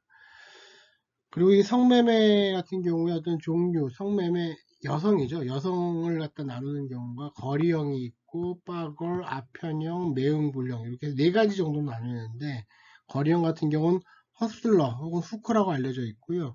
공개된 도로에서 영업을 하는 겁니다. 이 성매매 여성 자체가 빈곤하거나 소수인종인 경우가 많습니다. 이 빠걸 같은 경우에는 유흥주점이나 그 주변에서 소개비, 매니저 등의 소개비를 지급하고 술값을 비싸게 받아서 영업을 하는 그런 경우가 되겠습니다. 그리고 아편형 같은 경우에는 1980년대 미국에 등장한 형태고요. 크랙 코카인이라고 있습니다, 여러분. 코카인보다 훨씬 센 건데요. 크랙 코카인을 받는 대가로 이 성매매를 하는 경우가 있고, 이 경우 당신이 심각한 정신건강 문제가 있겠죠, 당연히. 일단 매음굴형이라는 것은 대규모 시설로 영업을 하는 경우고요. 우리 집창촌을 생각하시면 될 것 같습니다. 미국 같은 경우에 내받아주는 합법입니다. 성매매 자체가. 그리고 그 외에 주는 불법인데요. 마사지나 에스코트 서비스로 이런 매음굴형이 대체되고 있다 하는 겁니다. 우리도 겸업형이라 그래갖고 마사지 업소 이런 경우에서 대체되고 있는 걸 여러분 잘 아실 것입니다. 그리고 하나 빠진데 마지막 형태가 콜골입니다. 이 콜골은 가장 상위 계층에 있습니다. 이런 유형 중에서. 그럼 전화를 통해서 부유한 고객층에 대해서 서비스를 한다는 그런 특징이 있습니다. 특히 경찰 같은 경우에는 법집행이 집중된 유형이 거리형입니다. 거리형. 이 거리형한테 집중이 되고 나머지 유형에 대해서는 거의 제한을 못 두고 있다. 규제를 못 하고 있다. 이렇게 보시면 되겠고요. 특히 이런 제한의 어떠한 방법은 봉쇄, 컨파인먼트를 한다든지 질서 유지를 목표로 해서 이렇게 진행된다는 거고요. 우리가 이런 풍소 경찰 활동과 관련해서 중요한 쟁점이 뭐냐면 부가된 범죄, 앤실러리 크라임의 문제입니다. 성매매를 기화로 해서 다른 유의 범죄가 발생할 수 있다는 거고요. 특히 마약 같은 경우에는 어떻습니까? 마약을 하기 위해서 다른 범죄를 저지르는 이런 현상도 있다는 겁니다. 그래서 이걸 부가된 범죄가 더 심각할 수 있다라는 거고요. 그래서 이런 걸 확산을 방지하기 위해서 일제 단속, 아까 우리 크랙다운 있었잖아요. 음주 단속처럼 이런 일제 단속 방법들이 사용되고 있다는 거고, 법적 쟁점들 관련해서는 이런 함정사 문제, 이게 합법이냐 불법이냐라는 문제, 그리고 동등보호 문제. 이건 뭐냐면 성매매를 한 여성만 처벌하고 고객은 처벌하지 않는 문제라든지 이런 동등보 문제, 단속의 비임의성, selective enforcement라는 거죠. 단속이 일관되게 가야 되는데 하다 안 하다 혹은 이 지역은 하고 저 지역은 안 한다든지 이런 비임의성 문제가 크게 어떤 쟁점이 되고 있다 이렇게 보시면 되겠습니다. 세계적인 동향을 좀 잠깐 보겠는데요. 여러분 근절주의 아예 금지하는 경우가 있고요. 신근절주의가 있습니다. 여기서는 성매매가 원래 범죄였는데 이걸 비범죄하고 특히 성판매 같은 경우는 불처벌하는 경우입니다. 그리고 규제주의가 있는데요. 규제주의는 합법화 시키는 경우가 있고 일부 비범죄화하는 경우가 있습니다. 그 합법화는 당연히 성판매와 구매 모두 알선까지 모두 합법화시킨, 전혀 처벌을 하지 않는 경우가 되는데, 호주의 일부 주라든지 네덜란드, 그리고 네덜란드 가면 쉽게 볼 수 있죠. 독일 같은 경우는 최근에 정책이 바뀐 경우입니다. 오스트리아, 그리스, 헝가리, 뉴질랜드 등이 있겠습니다. 일부 비범죄화된 지역은 벨기에, 불가리아가 있겠고요. 우리는 어디에 있습니까? 그 중국, 한국, 일본, 미국까지 모두 어떻습니까? 금지주의를 펴고 있는데요. 아이러니한 것은 이런 성매매 금지주의를 펴고 있는 나라에서 성매매의 산업의 규모가 가장 크다는 겁니다. 무슨 말씀인지 이야기했죠? 오히려 이런 규제 정책이 그래서 문제가 좀 자꾸 되고 있는 겁니다. 그래서 이 규제 정책에 대해서 헌법소원이 많이 제기되어 왔어요. 그 중에서 특히 그 유명한 헌법소원이 2013년에 제기된 헌법소원이고요. 그래서 2016년에 판결이 났는데, 이 성판매 그쪽 집단에서 제기한 겁니다. 그래서 이 성매매를 처벌한 것은 개인의 성적 자기결정권, 사생활의 비밀과 자유, 성판매자의 직업 선택의 자유를 침해하는 거 아니냐라고 해서 제기한 거고, 심지어는 평등권을 침해하는 거 아니냐라는 거. 평등권이라는 것은 뭐냐면 이 성매매 조항 자체가 불특정 다수인을 하는 경우에 성매매로 규정하고 있죠. 그런 특정인을 해서 판매하는 것은 특정인을 대상으로 판매하는 것은 처벌을 못 해야 되는 겁니다. 쉽게 얘기하면 이런 게 문제가 있는 거 아니냐라고 해서 위헌 제청을 했습니다. 위헌 제청은 하급심 법원에서 신청했다는 거고요. 물론 그 이전에 해당 단속에 걸린 사람이 이걸 갖다 이의를 제기한 거였죠. 여튼 결과적으로는 합헌 판결이 났습니다. 성매매 처벌 특별법이 결코 위헌이 아니다라는 거고요. 그걸 보게 되면 개인의 성행위 그 자체는 사생활 비밀 영역에 속하고 개인의 성적 자기결정권의 보호 대상에 속한다 할지라도 그것이 외부에 표출되어 사회에 건전한 성폭력을 해칠 때는 법률 규제를 받아야 하는 것이다 라고 봤고요. 특히 이쪽이 합법을 판단한 재판관들, 헌법재판관들은 성매매는 그 자체로 폭력적이고 착취적 성격을 가진다는 걸 명확히 하고 있습니다. 그래서 경제적 대가를 매결하여 경제적 약자인 성판매자와의 신체와 인격을 지배하는 형태를 띠므로 억압적이라는 거예요. 성매매 자체가. 대등한 당사자 사이에 자유로운 거래 행위로 볼 수 없다라는 것이고, 인간의 성을 상품화하여 성범죄가 발생하기 쉬운 환경을 만드는 등 사회 전반에 성풍속과 성도덕을 허물어뜨린다. 그러므로 성매매 특별법이 합법이다 이렇게 판시한 겁니다. 아울러 그 불특정인에 대한 성매매만을 금지할 대상으로 규정하고 있는 것, 이것도 평등권 침해가 아니라고 봤습니다. 하지만 그 소수 의견이 있었고요. 특히 일부 위원 의견 같은 경우에는 그 앞에 거는 다수 의견하고 같지만 이 전단 후전 성판매자에 대한 형사처벌은 과잉금지 원칙 위배되는 과도한 형벌권 행사로 헌법에 위배된다라고 봤습니다. 여러분 잘 아시죠? 김희수 재판관하고 강일원 재판관 같은 경우 소수 의견을 많이 내는 사람이고요. 특히 이 사건과 관련해서는 조용호 재판관이 그 전부 위헌 의견을 냈습니다. 이분 같은 경우에는 성매매는 본질적으로 개인의 사생활 중에서도 극히 내밀한 영역에 속하고 그 자체로 타인에게 피해를 주거나 건전한 성풍속 및 성도덕에 대한 해악을 미치기 보기 어렵다. 그래서 이런 처벌 자체가 위헌이다. 이렇게 소수 의견을 내기도 했습니다. 여러분들은 어느 입장에 서고 계신가요? 이 정책도 우리가 치안정책론 2학기에 배울 때 좀 더 자세하게 성매매 정책도 다루게 될 계획입니다. 여기까지만 진행하도록 하겠습니다. 다음 노숙자에 대한 경찰 활동인데요.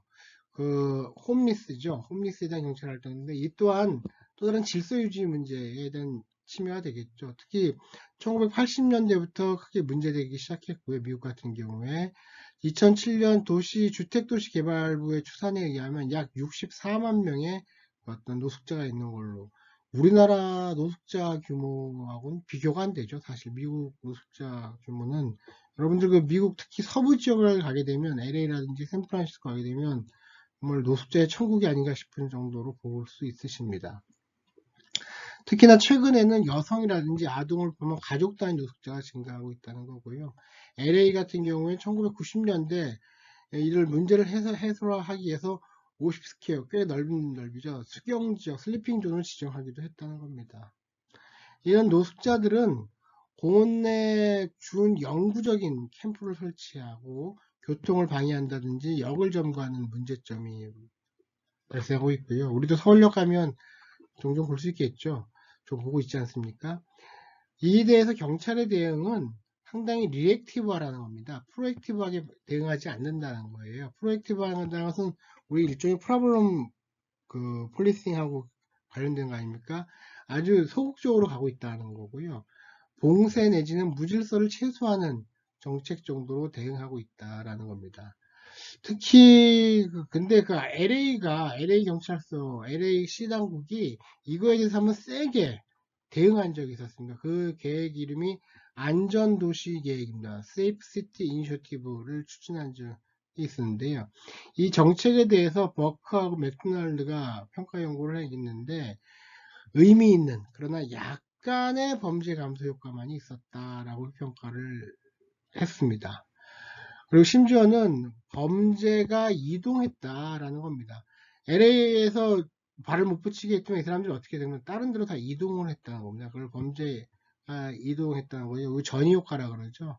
이런 게 있었다라는 거고 때문에 범죄자화 시키는 전략보다는 커뮤니티 폴리싱 관점에서 어떤 장기적인 전략을 추진했어야 한다라는 그 비판이 그 후에 나오게 됐습니다. 다음 에이즈 환자에 대한 경찰 활동인데요. 이 내용은 사실 교과서 뒤편에 있는 건데 공간이 좀 비어서 이쪽으로 좀 미리 좀 가져왔습니다. 공간을 활용하기 위해서. 그 아시다시피 1980년 이후 경찰에 대한 새로운 문제로 추산됐고요. CDC라고 있죠. 우리나라의 그 지금 코로나와 관련돼서 방역을 하고 있는 그 질병관리본부에 해당하는 게 미국의 CDC입니다. CDC 추산 110만 명의 환자가 지금 있다라고 되고 있고요. 이들 그 계층은 마약 단속 등에서 다른 직업보다 감염 위험이 높을 수 있다라는 겁니다. 당연히 그렇죠. 그 다음 CDC 조사 결과 경찰관이 하지만 관련된 감염 사례는 없다. 이게 왜 이런 얘기를 하냐면 감염된 적이 있다는 이런 루머가 많이 있었거든요. 하지만 공식적으로는 그런 공식적으로는 감염된 사례가 없다. 이렇게 얘기하고 있습니다. 심지어 조사를 해보니까 경찰관의 한 30% 정도는 이들에 대한 도움 요청에서 좀 회피하고 있다라는 게 있었고요. 실제 경찰관들은 출동할 때 라텍스 장갑을 고무장갑이죠 착용한다든지 하는 거고요. 심지어는 경찰서가 비공식적으로 환자 통계를 보유하고 있거든요. 그럴 때 출동할 때 알려주는 겁니다. 그런 관행이 지금 미국 내부적으로 있다는 얘기고요. 이게 좀 크게 문제된 적이 한번 있었는데 관할 경찰이 그 지역 내 식당에 있는 웨이터가 이 에이즈 환자였는데 이걸 매니저에게 알려준 거예요. 그래서 이 사람이 해고가 된 겁니다. 이 웨이터가. 그리고 나서 소송을 제기해갖고 6만 불의 배상을 이 소송 웨이터가 받게 됐는데 그 이후부터 법무부의 권고에 따라서 이런 교육을 시행하게 되고 이런 이 통계는 함부로 공피 못하도록 이렇게 하고 있습니다. 여러분 최근에 우리도 코로나19가 많이 문제되고 있잖아요. 이에 따라서 우리도 어떤 정책을 펴고 있습니까? 특히 음주 측정과 관련해서는 직접 그 사람한테 하는 게 아니라 실내 알코올 측정기가 나왔죠. 이 기계를 차 안에 그냥 들으면 불지 않아도 되는 그런 실내 알코올 측정기가 있었고 혹은 일회용 측정기를 이용해서 이렇게 대응하고 있다 정도 아시면 될 것 같습니다. 다음 정신병자에 대한 경찰 활동입니다. 멘탈 일이죠. 아시겠지만 정신병 자체의 정의가 어렵습니다. 그러다 보니 규모 추계가 어렵습니다. 한 통계에 의하면 경찰 접촉자의 한 7에서 10%가 정신병자다 이렇게 통계가 잡힌 게 있고요. 다른 집단보다 체포될 확률도 높고 반복적으로 서비스콜 전화가 올 수 확률이 높습니다. 이 경찰과의 접촉은 가족 구성원이 전화한 경우가 32%, 상점 주인이나 토지 소유자가 전화한 경우가 또한 3분의 1 정도 되고 있다 이렇게 얘기하는데, 대부분 어떻게 합니까? 슈어웨이 한다 그러죠. 쉬하고 이렇게 쫓아낸다 정도 수준에서 끝나는 경우가 대부분이라는 겁니다.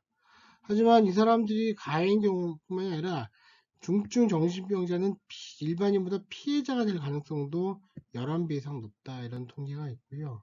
하지만 전형적인 가해자로 되는 경우가 많은데, 재산 손괴 범죄의 33%가 이 사람들의 범죄고요. 특히 이 정신병자에 의한 사건 처리는 보통보다 더 긴 게 당연하겠죠. 이렇게 되고 있다는 거고요. 처리 유형을 보면 한 3가지 정도가 있습니다. 입원을 시키는 경우, 체포만 하는 경우, 아니면 아예 비공식적인 처분만 하는 경우가 이 마지막 게 제일 많습니다. 대부분 75%라고 하고요. 이런 경우는 어떻습니까? 아까 얘기한 슈어웨이 하는 경우죠. 여기 있지 말고 다른 데 가세요. 뭐 이런 식의 어떤 아니면 진정시키는 이런 경우가 대부분 처리되는 방식이다 이렇게 얘기하고요. 재밌는 것은 경미한 범죄로 이 사람들을 체포한 경우가 있다는데, 이걸 머시 부킹이라고 자비로운 예약이라고 합니다. 왜냐하면 이렇게 하게 되면 큰 돈을 안 들이고도 어떤 질 좋은 치료 서비스를 받을 수 있다는 거죠. 그래서 이걸 자비로운 예약이다 이렇게 얘기를 한다는 겁니다. 특히 경찰과 맞닥뜨렸을 때 입원에 어떤 영향을 주는 요인이 있는데, 어떤 가장 중요한 건 법 규정이겠죠. 비자발적인 입원을 허용하느냐, 그 여부가 가장 중요하다는 거고, 그 다음에 중요한 게 민간기관이 수용할 수 있는 기준이 있느냐라는 겁니다. 자체 입원 기준에 따라서 거부한 경우가 많기 때문에 그렇습니다. 우리는 이 사람을 못 받는다 이렇게 한다는 거죠. 특히 어떤 이 점에 있어서도 정책 변화가 있었는데, 체포에만 너무 의존하지 말자, 문제 해결해보자 하는 노력으로서 1980년대 1세대 노력이라고 하는데, 이걸 훈련한 겁니다. 경찰관들을 훈련하는데 초점을 맞추신 거고, 처음 시작할 때 경찰 입직할 때 한 6.5시간 정도, 그리고 경찰 업무 수행하면서 1년에 한 번 정도씩 훈련하는 이런 교육이 있었고요. 1990년대 들어와서는 다양한 어떤 선택권을 주기 시작했고요. 특히 지역사회 연계를 강조하기 시작했고, 경찰서와 정신건강조직, 지역사회 구성원 또는 다른 형사사법기관과 연계를 강조하기 시작했다는 겁니다. 3가지 모델 정도가 제시되고 있는데요.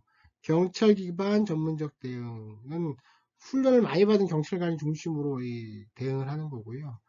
경찰 기반이긴 한데 전문적 정신건강 대응이라는 것은 정신건강 전문가를 경찰서에서 채용하는 겁니다. 채용해서 문제 대응하는 거고, 그 다음 3번째 모델인 정신건강 기반 전문적 정신건강 대응이라는 것은 뭐냐면, 전문적 정신건강 대응이라는 것은 경찰서하고 외부기관이 공식적으로 합의한 후에 MCT라는 정신건강 위기팀을 배치해서 이 문제를 다루는 겁니다. 여러분, 우리 같은 경우는 어떻습니까? 이게 가장 문제가 됐던 게 정신보건법 제24조입니다. 과거 이 법에 의하면 가족 2인이 찬성하고 전문의 1인 찬성하면 강제 입원이 가능했어요. 근데 이게 인권 침해를 야기한다는 많은 문제가 있었고요. 결국은 2016년에 헌법 불합치 결정을 받게 되고, 이 규정이 많이 완화가 됩니다. 그러던 중에 여러분 저희 첫 시간에 얘기했던 기억나시죠? 진주 아파트 방화 사건이 일어납니다. 안인덕 사건이죠. 이게 작년 4월에 일어나게 되는데, 그래서 다시 한번 이 개정 자체가 잘못된 거 아니냐라는 많은 논란 중에 지금 현재 있습니다. 여러분 아시다시피 정신 장애자가 어떤 중범죄를 저지르게 되면 치료 감호 처분에 처해집니다. 여러분, 치료 감호 처분에 처해져서 공주에 있는 치료 감호소에 수용되게 되고요. 다만 이 경미한 범죄를 저지른 경우에는 어떻게 조치가 없었는데, 2016년에 치료 명령 제도를 도입합니다. 그래서 이런 경우에는 치료 명령 제도를 도입해서 보호관찰관 감독하에 지역사회에 있는 민간 병원에서 치료를 받게 하는 이런 제도가 도입되어 있습니다. 예, 과거보다 많이 활용되고 있습니다. 현재 이 제도가. 다음 마지막입니다. 청소년에 대한 경찰 활동이고요. 여러분 아시다시피 청소년들은 그 행아웃 한다 그러죠. 행아웃. 그 거리에서 막 돌아다니지 않습니까? 이런 행아웃. 혹은 크루징이라 그래고 자동차를 갖고서 막 운전을 하는 경우. 우리도 최근에 이게 많이 문제가 되고 있죠. 무면허로 이렇게 하는. 이런 문제 때문에 시민과 많은 갈등이 일어나는 요인이 되고요. 이들 자체, 청소년 자체가 경찰에 대한 부정적 태도를 갖고 있어갖고 문제가 되기도 합니다. 특히 미국 같은 경우 말입니다. 아시겠지만 범죄의 상당 부분을 청소년이 차지하고 있습니다. 우리나라는 범죄율이 가장 높은 계층이 몇 대입니다. 우리는 40대에서 50대 요 계층이 범죄율이 상당히 높습니다. 근데 미국 같은 경우에 범죄율이 10대 범죄율이 가장 높습니다. 우리와 가장 큰 차이입니다. 우리는 아마 이 요인이 뭐 군대가 있어서 이 10대 내지 20대 초반의 범죄가 낮은 거 아니냐라는 얘기도 있죠. 하여튼간 그 미국하고 한국하고 가장 큰 범죄 패턴의 차이는 이 청소년 범죄율이 심각한, 우리는 사실 청소년 범죄율 자체는 많이 낮아졌죠. 인구가 줄면서 낮아진 것도 있고, 우리는 재범률이 문제가 되고 있는 상황이고요. 이 미국 같은 경우에는 청소년 범죄 이 자체의 문제가 큽니다. 그래서 폭력 범죄 16%, 재산 범죄 26%, 방화 범죄 같은 경우는 심지어 40% 이상, 그리고 재물 손괴도 40% 가까이 누가 저지른다고? 바로 청소년들이 미국 같은 경우는 저지르고 있다라는 겁니다. 그래서 이 논쟁이 있는데 우리도 지금 논쟁이 있죠. 엄격하게 법 집행을 할 것이냐 이들에 대해서, 혹은 범죄 예방 역할에 충실할 거냐라는 건데 최근에는 엄격화하는 경향이 좀 있다라고 합니다. 특히 범죄 예방과 관련돼서 지금 논의되는 게 그레이트라는 GRAT 약자인데요. 요건 저희가 다음 시간에 한번 다루게 될 겁니다. 다시 배우니까 그때 배우도록 하고요. 하여튼 이런 그 범죄 예방 프로그램이 있는 거고요. 심지어는 몇몇 주 같은 경우에 통행금지 제도, 커피유를 하는 경우도 있고, 갱 로이터링 조례를 도입한 경우도 있다는 겁니다. 그리고 이 전문화된 청소년 부서가 만들어지고 있다는 거고요. 특히 큰 경찰서의 50%는 청소년 그 섹터가 있고요. 여기서 특히 운영하는 프로그램을 DARE라고 합니다. 원래 DAR 이것도 약자입니다. 이것도 다음 시간에 저희가 나옵니다. 그 시간에 배우도록 하겠습니다. 그 다음에 노상조라는 것은 경찰관하고 청소년이 거리에서 맞닥뜨리는 경우를 말하는데요. 아무래도 청소년 같은 경우는 5개 활동이 많지 않습니까? 그리고 72% 조가 전화신고로 시작된다는 겁니다. 요거는 블랙과 레이스의 연구고요. 경찰의 재량권이 어떻게 형성되냐면 공식 조치를 아예 안 하는 경우, 혹은 유치장 입감 후에 보호자한테 인계되는 거가 25에서 30%, 유치장 입감 후 다른 법 집행 기관이나 사회 서비스 기관에 인계되는 경우가 3%, 법원으로 하는 경우가 7%랍니다. 이 얘기는 뭐냐면 대부분의 범죄가 청소년 일탈에 대해서는 어떤 공식적인 조치가 없거나 부모에게 인계된 경우가 제일 많다는 얘기가 되겠죠. 우리도 비슷한 상황입니다. 하지만 범죄의 심각성 내지 피해자의 의사, 신고자의 관계에 따라서 이건 충분히 바뀔 수 있다. 다른 의사결정이 이루어질 수 있다라는 얘기고요. 인종차별 이슈가 이 청소년 범죄에서도 있습니다. 그래서 소수 인종, 흑인 청소년에 대한 체포율이 특히 높은데 과연 정말 그러느냐라는 거죠. 근데 이거에 대해서는 소수 인종에 대한 지역에 대한 순찰이 더 많다 보니 이런 거 아니냐라는 거고, 소수 인종에 대한 검문도 더 많다라는 거고, 정말 중요한 건 뭐냐면 범죄의 심각성이라는 측면에서 바라볼 때 이 변수가 통제되게 되면 이 인종 간의 차이는 없어지더라라는 얘기도 있습니다. 그리고 심지어는 자기 충족적 결과다. 그러니까 요거는 미국의 범죄학자 필립 어빈이란 브리아하고 필리아빈이 주장하는 건데요. 원래부터 소수 인종에 대해서 어떤 많이 하려는 체포를 많이 하려는 경향이 이쪽 흑인 청소년에게도 같이 가는 거다, 이렇게 본다는 입장입니다. 그러다 보니까 이 사람들한테 더 많은 그 신문을 하게 되고 더 많은 체포가 이루어진다는 얘기가 되겠죠. 당연히 많은 범죄 예방 프로그램이 있고요. 뭐 경찰 체육대라든지 야간 동부, 멘토링 프로그램 이런 프로그램들이 들어갑니다. 특히 그 앞에서 얘기했던 DAR이라고 GREAT 이런 프로그램들이 움직이고 있습니다. 청소년 정책도 저희가 2학기 때 별도로 다룰 예정이고요. 여러분 최근에 문제되는 거 우리나라에서 뭐가 있습니까? 이 촉법소년 문제죠.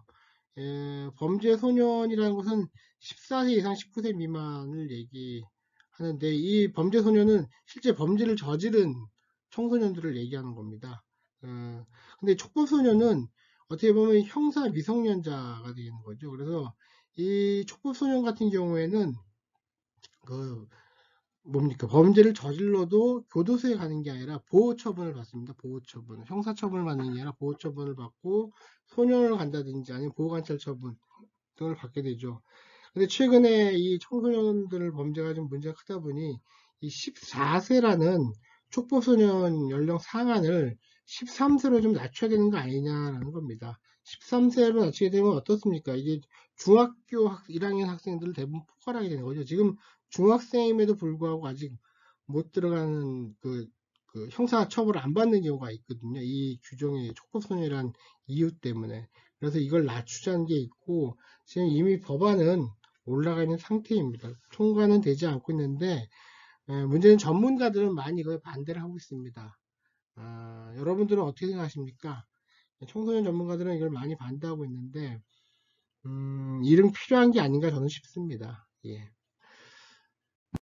여러분 오늘 고생 많이 하셨고요. 그 8장 내용이 좀 많아서 설명이 좀 길었습니다. 왜 내용이 많냐면 이게 어떻게 보면 개별 정책, 질서유지 정책을 다루는 거기 때문에 그렇습니다. 여러분 교과서 잘 살펴보시고요.